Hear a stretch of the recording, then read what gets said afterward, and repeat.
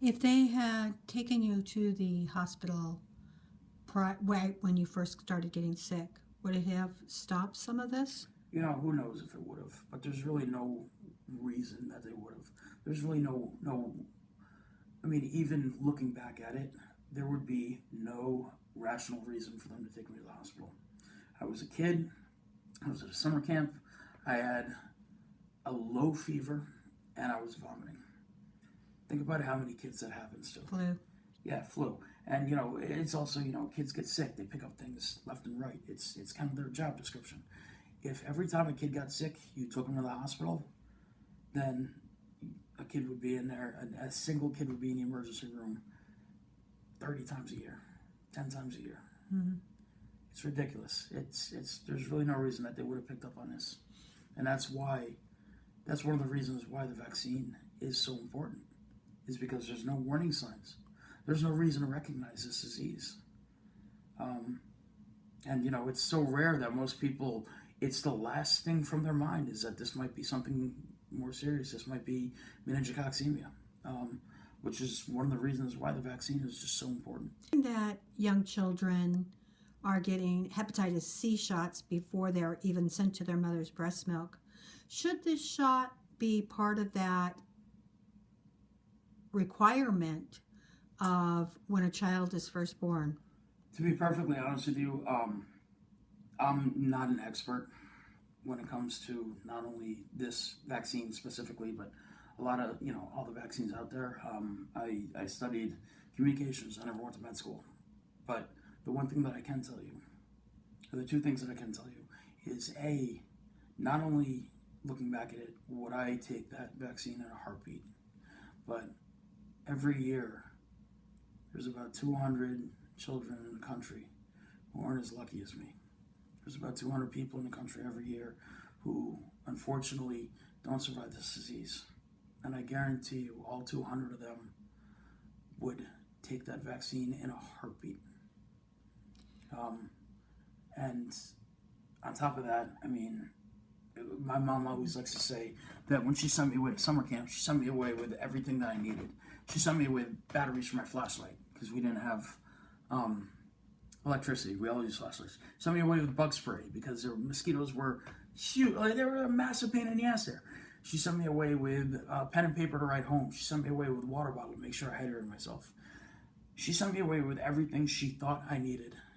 Had she known that I needed this vaccine, had she known that this vaccine could have protected me from this disease affecting me, I mean, what parent doesn't want to give their child every protection, every help, every tool that they possibly need to get through life?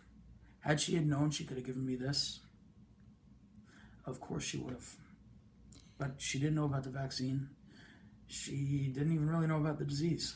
And, because of that, like I said, I'm not an expert and I'm not the right person to tell you exactly the scientific statistics about how I feel about it. But if you want my personal opinion, that's it.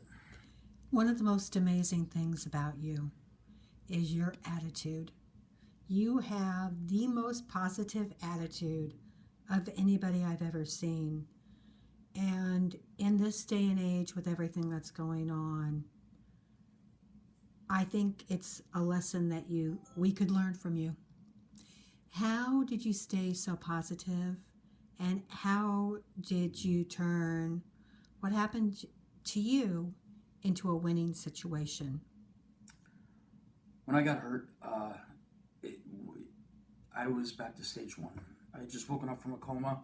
I had just lost my limbs. I was 50 pounds of nothing, of skin and bones. And it was literally like I was back at square one. And I guess the best example that I could tell you is I was pushing a boulder up a hill that seemed like it was never going to end. And it seemed like an impossible task. And if you're pushing a boulder up a hill and you feel like you're never going to get there, you know what? You're not. And if you convince yourself I'm never going to make it to the top, you're not.